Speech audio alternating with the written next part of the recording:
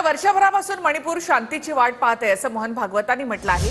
प्राथमिकता देऊन मणिपूर संदर्भात विचार करणं हे कर्तव्य आहे असं सरसंघचालक मोहन भागवतांनी म्हटलेलं आहे। मोहन भागवत यांनी सरकारला एक प्रकारे खडे बोल सुनावले। जगह जगह और समाज में कलह ये नहीं चलता। अब 1 साल से मणिपुर शांति की राह देख रहा है। उसके पहले 10 साल शांत रहा।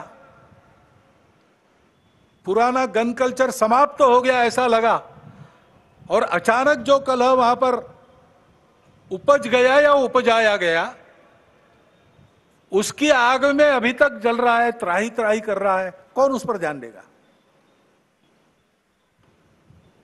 प्राथमिकता देके उसका विचार करना ये कर्तव्य है।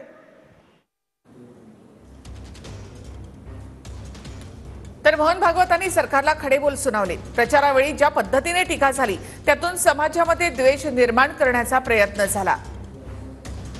प्रचारामध्ये जो अतिरेक झाला त्यापासून दूर होत समस्यांवर चर्चा व्हायला हवी।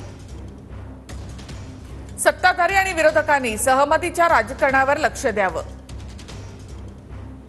आपण आपल्याच भावंडांना अस्पृश्य म्हणून बाजूला ठेवलं, त्याला वेद उपनिषद यांचा आधार नाही।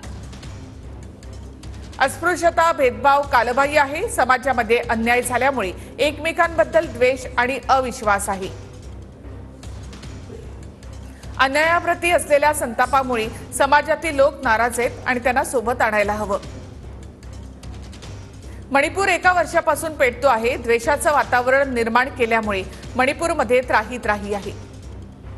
मणिपूर शांत करण्याला प्राथमिकता द्यायला हवी।